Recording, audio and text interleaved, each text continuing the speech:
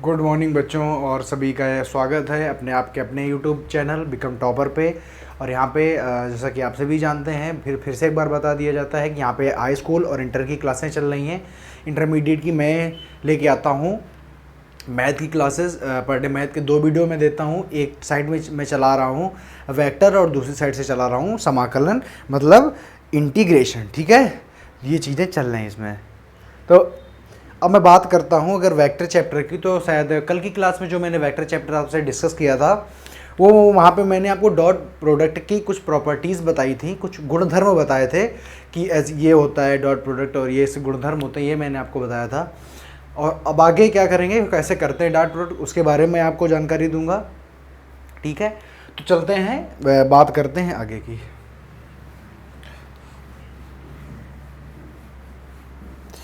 चलिए देखिए, तो बात करेंगे डॉट प्रोडक्ट की। तो बेटा डॉट प्रोडक्ट क्या होता है, डॉट प्रोडक्ट कैसे करते हैं, how to do dot product. Dot product का मतलब अदिश गुणन, ठीक है, कैसे करते हैं इसके बारे में बताना है। तो अगर बेटा मैं अगर ले लूँ, एक वेक्टर ले लिया मैंने ए वेक्टर, इसका जो सदिश है वो है A1 i cap plus A2 j cap plus A3 k cap. ठीक है, मैंने दूसरा वेक्टर ले लिया बी वेक्टर, इसका है B1 i cap, B2 j cap और B3। अब हमें करना क्या है, ए वेक्टर और बी वेक्टर का डॉट प्रोडक्ट करना है। क्या करना है, ए और बी का डॉट प्रोडक्ट करना है। A vector dot B vector. कल बेटा मैंने आपको कुछ चीज़ें बताई थी, जरा उसको रिमाइंड करना है एक बार, मुझे बताना कि अगर आई वेक्टर इंटू आई वेक्टर, मतलब आई वेक्टर का डॉट प्रोडक्ट क्या होता है, तो आपने बोला सर 1 होता है। मैंने कहा जे वेक्टर का जे वेक्टर के साथ डॉट प्रोडक्ट, ये भी 1 होता है। अगर मैं करूँ के वेक्टर का के वेक्टर के साथ डॉट प्रोडक्ट, तो ये भी 1 होता है। आई वेक्टर का जे के साथ में, या आई का के के साथ में, जे का के के साथ में, या जे का आई के साथ में, ये सब क्या होते हैं बताओ। तो सर जी ये सब के सब होते हैं जीरो। क्या होते हैं, जीरो। कल मैंने ये चीज़ें आपको बताई थी, तो जी हाँ बताई थी, और ये चीज़ें क्लियर भी हैं। अब लौट आते हैं अपने क्वेश्चन में।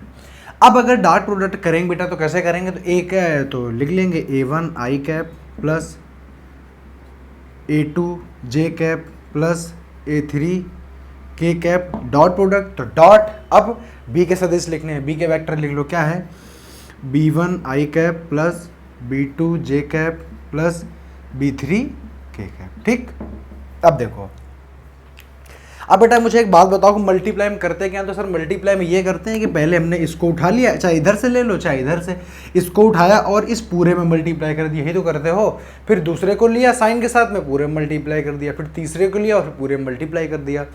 लेकिन जब बेटा इसका हम इसके साथ में मल्टीप्लाई करेंगे तो आ जाएगा A1 i cap into B1 i cap. ठीक है, और जब दूसरे के साथ करेंगे इसका उठा के इसके साथ में, तो आ जाएगा A1 i cap into B2 j cap. तो बेटा आप देखो डॉट प्रोडक्ट है, तो यहाँ पे A1 B1 हो जाएगा, कोएफिशिएंट आपस में मल्टीप्लाई हो जाएंगे। और I dot J, I cap dot J cap, तो मैंने कहा कि आई कैप डॉट जे कैप क्या होता है, जीरो होता है। तो आगे के जितने भी आएंगे वो जो सब जीरो नहीं हो जाएंगे, बताओ। इसका अगर इसके साथ में करेंगे तो आई वेक्टर डॉट के वेक्टर हो जाएगा, तो वो भी जीरो हो जाए। जब ये सब जीरो हो जाएंगे तो क्या इनका कोई मतलब निकलेगा, क्या कोई मतलब निकलेगा, जी नहीं निकलेगा। तो अब दूसरे का ऐसे ही करेंगे, दूसरे का अगर इसके साथ में करेंगे तो जे वेक्टर और आई वेक्टर जीरो हो जाएगा, तो मतलब इसका सिर्फ जे वेक्टर के ही साथ में होगा, तो हो जाएगा A2 जे कैप, A2 जे कैप डॉट A2 जे कैप डॉट B2 जे कैप। समझ गए। और इसका अगर इसके साथ में करेंगे तो चूंकि यहाँ पे जे बैक कैप है, वहाँ पे के बैक है, तो के कैप है, जीरो हो जाएगा। अब बात करें A3 के कैप, इसमें करेंगे तो के कैप आई कैप जीरो, के कैप जे कैप जीरो, तो मतलब इसका किसके साथ में होगा, सिर्फ इसी के साथ में होगा। तो अगर बात करें तो हो जाएगा A3 आई के कैप और डॉट B3 के कैप। तो अब बताओ यहाँ से आज क्या बताना है, यहाँ से बताना इनके दोनों कोएफिशिएंट आपस में मल्टीप्लाई, A1 B1 और आई कैप इंटू आई कैप क्या होता है, i cap into I cap. बेटा क्या बताया था सर जी, 1 बताया, तो 1 हो जाएगा, तो जी हाँ 1 हो जाएगा, प्लस इसके और इसका कोएफिशिएंट A2 B2 और जे कैप क्या है, 1 हो जाएगा, प्लस A3 B3 के कैप और के कैप 1 हो जाएगा। तो यहाँ से निकल के आए A1 B1 plus A2 B2 plus A3 B3। समझ गए। तो मतलब अगर हम ए वेक्टर डॉट बी वेक्टर का अगर हम क्या कराएंगे, डॉट प्रोडक्ट कराएंगे, तो क्या होगा, तो उनकी आई कैप जे कैप के कैप क्या हो जाएंगे, गायब हो जाएगा, और वहाँ पे क्या आ जाएगा, तो सर जी वहाँ पे जो आ जाएगा वो आ जाएगा उनके कॉफिशिएंट। तो यहाँ से बेटा एक चीज़ आप फिर से समझो, क्या समझेंगे, जब कभी हम दो सदिश का, ठीक है, दो वेक्टर्स का जब हम डॉट प्रोडक्ट कराते हैं तो आई वाले का आई वाले के साथ में ही डॉट प्रोडक्ट केवल और केवल कराना है। क्यों, क्योंकि अगर आगे करवाओगे तो आई कैप डॉट जे कैप हो जाएगा जीरो, जे आई कैप डॉट के कैप हो जाएगा जीरो, तो उससे कोई लेना देना नहीं है, क्योंकि आप जीरो जीरो रखोगे और फिर सब जीरो करके हटाना पड़ेगा, क्योंकि जीरो का किसी में अगर ऐड कर दे, एडिशन कर दे या सब्ट्रैक्शन कर दे तो कोई भी अंतर नहीं आता है। समझ गए। तो आपको क्या करना है, इसका इसके साथ, आई का आई के साथ, जे का जे के साथ, के का के साथ। अब चूंकि आई कैप डॉट आई कैप तो वो हो जाएगा 1, ठीक है। तो अगर किसी का डॉट प्रोडक्ट कराओगे तो कोई ना कोई क्या आएगा, कोई ना कोई अचर नंबर आएगा, कोई ना कोई कांस्टेंट नंबर आएगा, ना कि आई कैप जे कैप के कैप आएंगे। समझ गए। गायब क्यों हो जाते हैं, गायब इसलिए हो जाते हैं आई कैप मिलके 1 हो जाता है, जे कैप का डॉट प्रोडक्ट 1 हो जाता है, के कैप का डॉट प्रोडक्ट 1 हो जाता है। समझ गए। बताइए कोई दिक्कत है किसी को, तो जी कोई दिक्कत नहीं है, जिसको करना हो वो स्क्रीनशॉट कर सकता है। तो ये होता है, ऐसे करते हैं डॉट प्रोडक्ट, ठीक है। हटा दिया जाए तो जी हाँ। अब देखो आगे क्या चक्कर है बताते हैं। देखो अब ये तो सीख गया। अब बेटा जो अगला कॉन्सेप्ट आता है वो आता है projection of a vector, projection of vector. बेटा हिंदी में बोले तो हिंदी में होता है प्रक्षेप, प्रक्षेप्य सदिश। क्या होता है, प्रक्षेप सदिश। सॉरी, ये क्या चीज है ये देखेंगे। देखो ये क्या चीज है, तो बेटा प्रक्षेप सदिश होता है तो बड़ी सीधी सी बात है। जैसे कोई मान लो आपने एक लाइन ली, एल ले ली लाइन, ठीक है, इसमें कोई वेक्टर है, पी वेक्टर है, समझ गए, और यहाँ पे कोई एक वेक्टर है, ए बी वेक्टर है। क्या है, ए बी वेक्टर है, समझ गए, ए बी वेक्टर है। तो अगर कहा जाएगा कि पी वेक्टर पर ए बी वेक्टर का, पी वेक्टर पर या ए बी वेक्टर पर पी वेक्टर के सापेक्ष क्या ज्ञात करो, प्रक्षेप सदिश ज्ञात करो, तो कैसे निकलेगा, तो वो मैं बता रहा हूं, ठीक है।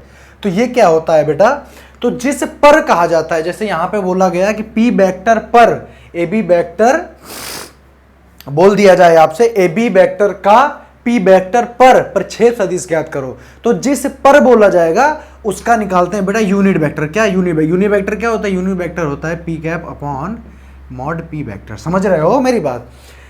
ए बी वेक्टर का पी वेक्टर पर क्या निकालो, प्रक्षेप सदिश निकालो, प्रोजेक्शन वेक्टर निकालो। तो उसका ऐसे करते हैं, तो इसका निकालते हैं। तो मान लो ये जो ए बी वेक्टर था ये था ए वेक्टर, तो पता है क्या हो जाएगा, ए वेक्टर इंटू पी कैप। तो पी कैप मतलब जिस पर बोला जाता है उस वेक्टर का निकालो यूनिट वेक्टर, मतलब मात्रक सदिश निकालते हो। और मात्रक सदिश निकालने के लिए क्या बोला जाता है, पी कैप बोला जाता है। अगर इसी को हम और आगे लिखें तो आ जाएगा ए वेक्टर इंटू पी कैप। क्या होता है, पी कैप का मूल P vector upon mod P. समझ में आ गया, ये होता है इसका फार्मूला। और इसको और अगर सही से लिखना चाहें तो 1 upon P cap into A vector into B vector. समझ में आया कि नहीं आया। तो किसी का प्रक्षेप निकालने के लिए कैसे क्या फार्मूला लगाते हैं, और हमेशा याद रखो। जैसे एक एग्जांपल लेते हैं, ध्यान से समझना।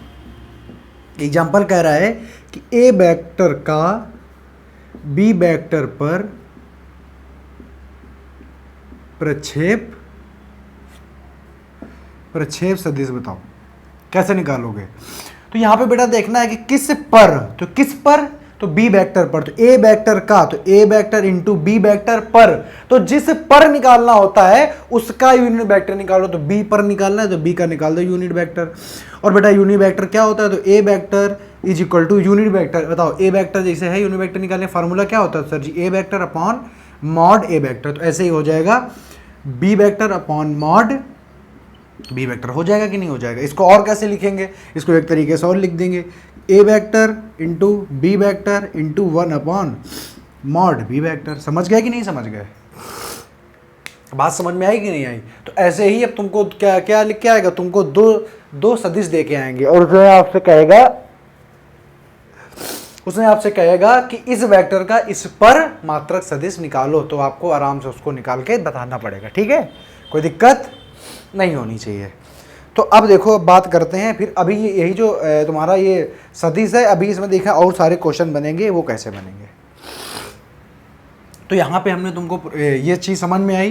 देखो यहाँ पे मैं शॉर्ट में लिखता हूँ, अगर किसी का भी आपको क्या निकालना होता है, प्रक्षेप सदिश निकालना हो, तो उसके लिए फार्मूला क्या होता है, तो उसके लिए फार्मूला होता है, जैसे निकालना है किसका, ए वेक्टर का बी वेक्टर पर प्रक्षेप सदिश, ठीक, निकालना है। फार्मूला क्या हो जाएगा, ए वेक्टर इंटू बी कैप होता है, लेकिन बी कैप का फार्मूला तुमको पता है, A vector into B vector upon mod B vector, समझ गए। और इसको सही करके लिखें तो 1 upon mod B vector into A vector और डॉट बी वेक्टर, यही तो होगा, A vector dot B vector, यही तो आएगा कि नहीं आएगा, बताओ। तो जी सर, तो अगर कह रहा है कि अगर बताओ कि अब बताओ, एक क्वेश्चन कह रहा है तुमसे कि मान लो जैसे कोई ए बी वेक्टर है, ठीक, तो ए बी वेक्टर का प्रक्षेप सदिश स्वयं ए बी वेक्टर कब होगा, बताओ, ए बी वेक्टर कब होगा, दिमाग लगाओ और हमें इसका आंसर दो, बताओ। कह रहा है कि ए बी वेक्टर का प्रक्षेप सदिश स्वयं ए बी वेक्टर कब होगा, बताओ। ए बी वेक्टर का मतलब कह रहा है कि जैसे हमने एक बी वेक्टर लिया, क्या लिया, बी वेक्टर लिया, तो कह रहा है कि बताओ बी वेक्टर का प्रक्षेप सदिश स्वयं बी वेक्टर कब होगा।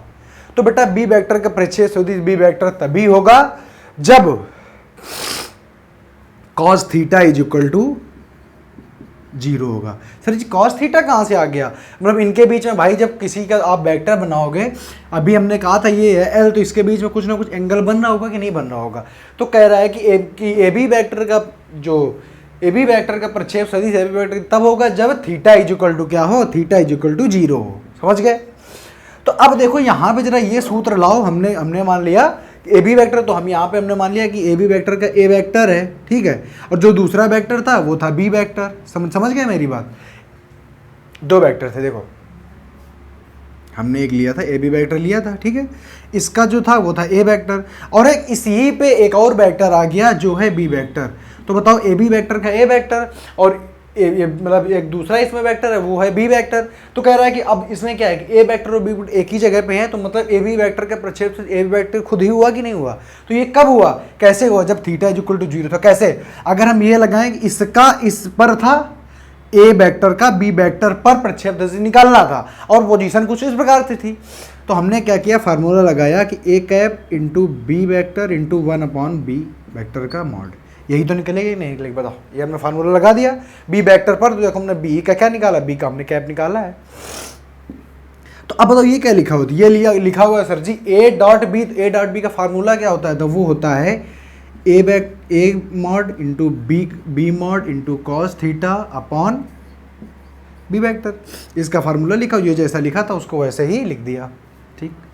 अब यहाँ पे अगर रख देंगे बेटा 0, तो 0 अंश का जो 0 डिग्री का वैल्यू कितनी होती है 1, तो बेटा निकल के आएगा ए कैप इंटू बी कैप और अपॉन ये हो जाएगा 1 अपॉन, तो बताओ बेटा इससे ये कट नहीं जाएगा। तो अब जो आपका वेक्टर आ गया वो आ गया ए, यही तो आ गया ए मॉड, यही तो आ गया, बताओ मॉड ए आया कि नहीं आया। और जो मॉड ए है वो किसका वेक्टर था, तो ए बी वेक्टर का, तो इसीलिए ए बी वेक्टर का जो प्रक्षेप सदिश होगा स्वयं ए बी वेक्टर आएगा। ये चीज समझ में आएगी नहीं, बताओ, बात समझ गए। तो किसी भी, जैसे हम तुमसे पूछे, हमने तुमसे बोला कि बताओ सी वेक्टर का प्रक्षेप सदिश स्वयं सी वेक्टर कब होगा, तो सदिश सी वेक्टर का प्रक्षेप सदिश, जैसे हमने लिया यहाँ पे सी वेक्टर, क्या लिया है सी वेक्टर, तो हम और एक लिया डी वेक्टर, समझ गए, इसी में है दोनों। तो हम कहते हैं बताओ सी वेक्टर का प्रक्षेप सदिश स्वयं सी वेक्टर कब होगा, सर जी तभी होगा जब सी और डी वेक्टर के बीच का एंगल कितना हो, 0 हो, और जब एंगल 0 होगा तो ये दोनों एक दूसरे पर ओवरलैप करेंगे, और जब ओवरलैप करेंगे तो बी और बी मतलब डी और डी की डिग्री कैसी हो जाएगी, कैंसिल हो जाएगी, डी और डी की वैल्यू कैंसिल हो जाएगी, और इसका जो प्रक्षेप सदिश का जो मान आएगा वो सी वेक्टर ही आएगा, सी वेक्टर का मॉड आएगा। इससे ये सिद्ध होता है, इससे सिद्ध होता है कि सी वेक्टर का जो अपना सी वेक्टर है इसका प्रक्षेप सदिश सी वेक्टर ही होगा। समझ गए कि नहीं, ये हमने तुमको आपको सिद्ध करने के लिए बताया था। अब क्या है, अब जो दूसरा है इसी में है, नोट हो गया ये, जो दूसरी चीज है वो ये है कि अब कह रहा है बताओ कि ए बी वेक्टर का मॉड कब बी ए वेक्टर होगा, बताओ कब बी ए वेक्टर होगा।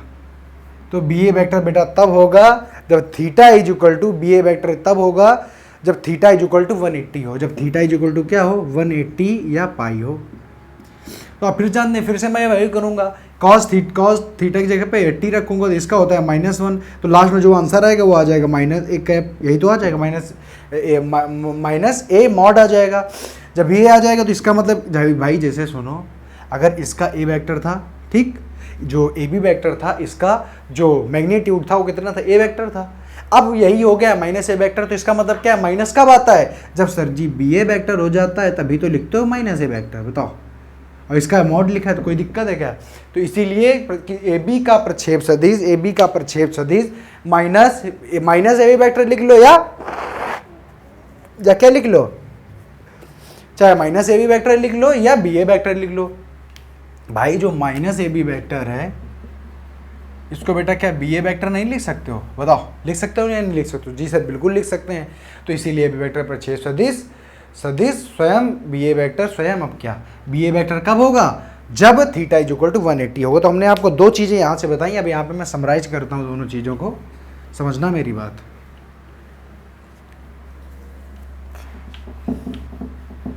समराइज करता हूँ कि किसी वेक्टर का, जैसे ए वेक्टर हमने लिया, इसका प्रक्षेप सदिश स्वयं ए वेक्टर कब होगा, जब theta is equal to 0 degree होगा।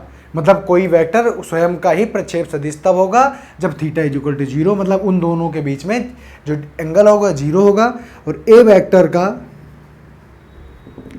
प्रक्षेप सदिश माइनस ए वेक्टर कब होगा, जब थीटा इज इक्वल टू पाई होगा, जब थीटा इज इक्वल टू 180 होगा। बात समझ गए, बताओ बात समझ में आई या नहीं आई अभी भी।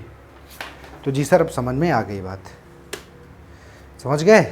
चलो तो यहाँ तक तो बेटा आपके थे कॉन्सेप्ट, और कॉन्सेप्ट आपके पूरे हो चुके हैं ख़त्म। और अब हम चलेंगे अपने क्वेश्चंस पर, समझ गए। जिसको भी नोट करना है वो बेटा नोट कर सकता है, और बाकी अब हम चलेंगे अपने क्वेश्चंस पर।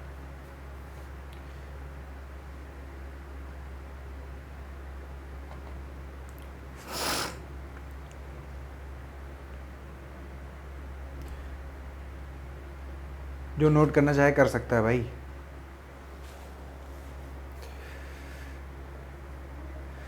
जरा मैं निकाल लेता हूँ उदाहरण, कहाँ गया।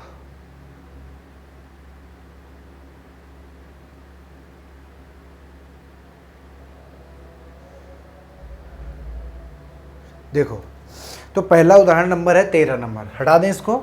अब चलेंगे, अब पूरा जो बेस है वो हो चुका है ख़त्म। अब हम चलते हैं अपने उदाहरणों पे चलते हैं। ये क्या है, तो 13 नंबर उदाहरण कह रहा है बेटा, उसमें लिखा हुआ है कि ए वेक्टर और बी वेक्टर के परिमाण मतलब दिया गया है आपको। Mod A vector is equal to 1 दिया गया है, mod B vector is equal to 2 दिया गया है, और क्या दिया गया है, A vector dot B vector is equal to 1 दिया गया है। तो कह रहा है कि इसका थीटा ज्ञात करो। क्या ज्ञात करो, दोनों के बीच के एंगल निकालो। बेटा मैंने तुमको क्या पढ़ाया है सर, ये आपने हमको पढ़ाया कि अदिश गुणन, तो आपने पढ़ाया है कि ए vector dot B vector is equal to A vector का मॉड डॉट बी वेक्टर का मॉड इंटू कॉस थीटा। ठीक है, तुमको थीटा चाहिए तो मतलब कॉस को उधर रखो, बाकी सबको इधर ट्रांसफर कर दो। A vector upon B vector upon A vector का मॉड इंटू बी वेक्टर का mod is equal to cos theta. ठीक है, अब आपको केवल थीटा चाहिए तो चाहो तो कॉस को इधर, लेकिन अभी नहीं करना, आपको सीधे वैल्यू रखो। इसकी वैल्यू क्या है, तो सर जी 1 दी गई है। ये क्या है, 2 into 1 is equal to cos theta. तो बेटा आगे आ गया cos theta is equal to 1/2। बताओ cos theta is equal to 1/2 आ गया, तो बिल्कुल आ गया। तो 1/2 किसकी वैल्यू होती है, तो सर जी कॉस थीटा में 1/2 होती है कॉस 60 की। किसकी, कॉस 60 की। तो लिख देंगे cos theta is equal to cos 60। अब अगर बेटा दोनों में क्या कर लो, दोनों में कंपेरिजन करा दो, यहाँ पे कॉस थीटा यहाँ पे कॉस 60, तो दोनों इज इक्वल कब होंगे, जब थीटा इज इक्वल टू 60 होगा। तो बेटा थीटा का जो मान था 60 लिख लो, या π/3 भी आप लिख सकते हो। कोई दिक्कत, यहाँ पे कोई दिक्कत है क्या, बताओ। तो जी सर कोई दिक्कत नहीं है, समझ गए। तो जी हाँ आगे चलें, तो बिल्कुल आगे चलिए।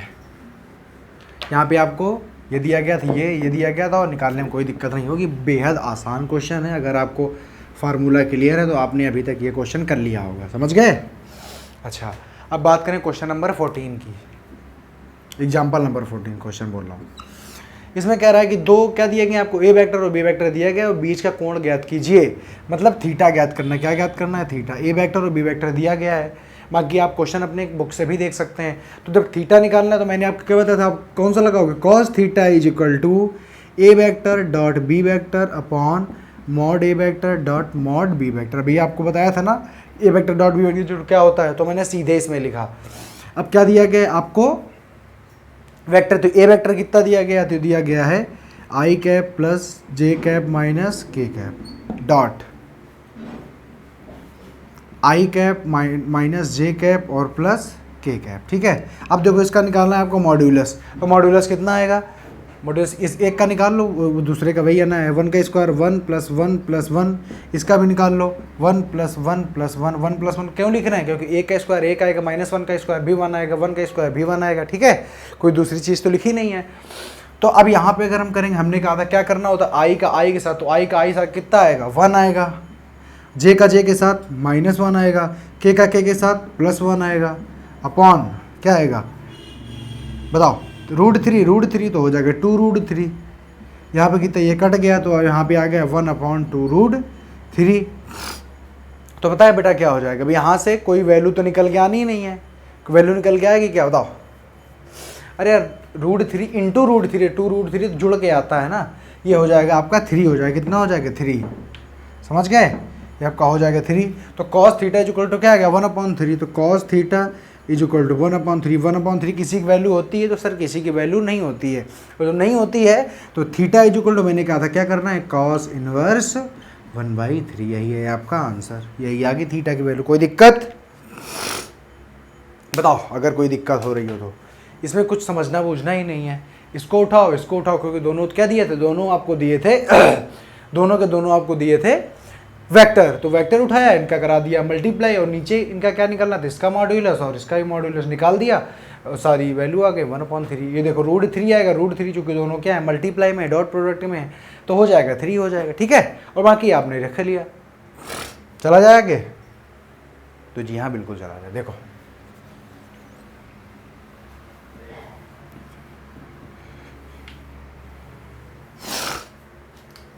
बात करते हैं एक्सरसाइज नंबर 15 की, sorry question number 15। Question number 15 कह रहा है ए वेक्टर दिया गया है, बी वेक्टर तो दर्शाइए कि ए प्लस बी और ए माइनस बी लंबवत हैं। ज़रा मुझे एक दिमाग लगा के एक चीज़ बताइए, मैंने आपको पढ़ाया था पढ़ाते वक्त कि अगर ए वेक्टर और dot B vector is equal to अगर 0 आ जाएगा तो ए वेक्टर लंबवत होगा, परपेंडिकुलर होगा बी वेक्टर, कैसे मैंने बोला था। तो इसमें कह रहा है कि बताओ मुझे कि ए प्लस बी वेक्टर और ए वेक्टर माइनस बी वेक्टर दोनों कैसे हैं, परपेंडिकुलर हैं। तो अगर ए प्लस बी निकाल लें और ए माइनस बी निकाल लें, और अगर दोनों का करा दें मल्टीप्लाई, तो अगर दोनों का मल्टीप्लाई कराने से अगर 0 आ गया तो इसका क्या मतलब है, तो इसका मतलब है कि दोनों कैसे हैं, दोनों परपेंडिकुलर हैं। समझ गए कि नहीं समझ गए, तो जी हाँ समझ गए सर जी। अच्छा अब देखो क्या करना है, तो लंबवत में समझ गया, तो दोनों का मल्टीप्लाई अगर 0 आ जाएगा तो दोनों लंबवत होंगे। आपको ए वेक्टर दिया है, बी वेक्टर, सबसे पहले आप ए वेक्टर प्लस बी वेक्टर निकालेंगे। दिया क्या गया है, तो दिया गया है 5 आई कैप माइनस जे कैप और -3 के कैप, प्लस दिया गया है i cap plus 3 j cap minus का 5 के कैप, यही है। तो जी हाँ बिल्कुल यही है। अब प्लस कर दो दोनों, तो देखो यहाँ पे आई कैप तो 6 आई कैप हो जाएगा, माइनस का प्लस का तो हो जाएगा प्लस का 2 जे कैप, और ये माइनस का तो हो जाएगा माइनस का 8 के कैप हो जाएगा। को समझ में आई बात। अच्छा तो आपका आ गया ए वेक्टर प्लस बी वेक्टर। अब अगर बात करें ए वेक्टर माइनस बी वेक्टर निकाल लो, तो क्या हो जाएगा, रखो यहीं पे आई कैप माइनस जे कैप और -3 के कैप। अब बेटा माइनस है तो अंदर पूरे माइनस क्या हो जाएगा, माइनस का जो प्लस वो माइनस, जो माइनस वो प्लस, माइनस आई कैप -3 जे कैप और प्लस का 5 के कैप हो जाएगा। देखो यहाँ पे प्लस यहाँ पे माइनस तो आ जाएगा 4 आई कैप, यहाँ पे प्लस यहाँ पे माइनस है, माइनस का आ जाएगा 4 जे कैप, यहाँ पे माइनस और यहाँ पे प्लस, प्लस का 2 के कैप। तो अब बेटा यहाँ पे आपको मिल गया, यहाँ पे आपको क्या क्या मिल गया, तो यहाँ पे आपको मिल गया है a प्लस बी और आपको मिल गया a प्लस बी और a माइनस बी। बताओ A vector plus B vector, A vector minus, और कह रहा कि ये दिखाइए कि ये दोनों लंबवत हैं, मतलब ये दोनों परपेंडिकुलर हैं। तो मैंने बोला था परपेंडिकुलर करने के लिए शर्त क्या होती है, तो बेटा परपेंडिकुलर की शर्त होती है कि अगर ए vector plus B vector dot A vector minus B vector, अगर दोनों का जो डॉट प्रोडक्ट वो अगर 0 आ गया तो इसका मतलब है ये दोनों कैसे हैं, परपेंडिकुलर। तो करो इनका दोनों का क्या करो, मल्टीप्लाई, तो रखो आके यहाँ पे। तो ये है 6 आई cap plus 2 j cap minus का 8 के कैप डॉट यहाँ पे 4 आई कैप माइनस का 4 जे कैप और प्लस का 2 के कैप। तो मैंने डॉट प्रोडक्ट के लिए क्या बताया, मैंने बताया कि बेटा आई का आई के साथ, जे का जे के साथ और के का के के साथ बीच साइन कराना है, ठीक है। तो आई का आई के साथ, तो इसका तो 6 4 जा 24 और आई वेट आई का 1 हो जाता है। ये प्लस का है और ये माइनस का, उससे कोई मतलब नहीं है। तो प्लस और माइनस का अगर मल्टीप्लाई करो तो प्लस माइनस माइनस, तो माइनस का 4 2 जा 8 और जे हो जाएगा 1। ये है प्लस और ये है प्लस, ये है minus, minus plus minus, minus का 8 2 जा 16, ये आ गया। तो 24 ये दोनों जुड़ के हो जाएंगे 24, तो कट के आ गया 0। अब जब बेटा 0 आ गया तो इससे क्या प्रूव हो गया, तो सर जी इससे ये प्रूव हो गया कि ए vector plus B vector perpendicular A vector minus B vector. तो जो बता रहा था ना वही क्या हो गया, वही प्रूव हो गया। बताओ कोई दिक्कत आई इस क्वेश्चन में, देखने में थोड़ा सा बड़ा था लेकिन बहुत ही सरल था। मैंने आपको डॉट प्रोडक्ट करते समय बताया था कि कब परपेंडिकुलर होगा और कब हॉरिजॉन्टल होगा, समझ गए। तो जब भी कहे परपेंडिकुलर के लिए तो दोनों का अगर डॉट प्रोडक्ट दोनों कैसा आ जाएगा, 0 आ जाएगा, तो तब वो दोनों वेक्टर आपस में परपेंडिकुलर या लंबवत होंगे, ठीक है। चलो हटा दिया जाए, तो जी हटा दिया जाए। देखो अब आगे 16 नंबर क्वेश्चन। तो 16 नंबर क्वेश्चन कहता है कि ए वेक्टर दिया है, बी वेक्टर, तो कह रहा है कि ए वेक्टर इज इक्वल टू दिया गया है, क्या दिया गया है, 2 i cap plus 3 j cap, 2 i cap plus 3 j cap plus 2 k cap. फिर दिया गया है बी वेक्टर, तो b vector is equal to क्या दिया गया है, दिया गया है i cap plus 2 j cap और प्लस के कैप, ये दिया गया है। अब कह रहा है कि इसका इस पर ए वेक्टर का बी वेक्टर पर प्रक्षेप, मैंने कहा था जिस पर, तो जिस पर तो उसका क्या निकालते हैं, इसका ये निकालते हैं। तो अगर प्रक्षेप की बात करें तो ए वेक्टर और बी वेक्टर का यूनिट वेक्टर यही तो होगा, तो जी हाँ बिल्कुल यही होगा। अब क्या करेंगे, तो इसको या तो इसका वेक्टर और इसका यूनिट वेक्टर ऑलरेडी निकाल लो, और या तो फिर रख दो। कैसे रखेंगे, इसका और कैसे लिख सकते हैं, लिख सकते हैं A vector dot B vector upon mod B vector, ये भी तो लिख सकते हैं। तो जी हाँ ये भी लिख सकते हैं। तो इनका दोनों को मल्टीप्लाई करा दो और इसका फिर नीचे वो रख देंगे, ठीक। क्योंकि बी वेक्टर का क्या होता है यार, बी वेक्टर का होता है b vector upon mod B vector. तो इसका मल्टीप्लाई करेंगे, सीधे यहीं से कराते हैं। तो 2 प्लस 6 और प्लस 2, ये हो गया है वेक्टर डॉट बी वेक्टर। इसका क्या निकाल दो, मॉड 1 का स्क्वायर 1, 2 का स्क्वायर 4 और इसका 1, तो ऊपर से कितना आ गया 10 अपॉन नीचे √6 आ गया, समझ गए। तो यही आपका आंसर हो जाएगा 10 अपॉन √6। और अगर इसमें करना चाहते हैं तो क्या हो सकता है बताओ, इसमें इसको 5 और √2 इंटू √2 लिख सकते हैं, और इसको क्या लिख सकते हैं 3 इंटू √2, तो एक √2 से एक √2 कट सकता है, तो आ जाएगा 5 √2 अपॉन √6। कोई दिक्कत बताओ। यहीं से ये वाला क्वेश्चन हमारा ख़त्म होता है। फिलहाल के लिए नमस्ते, जय हिंद।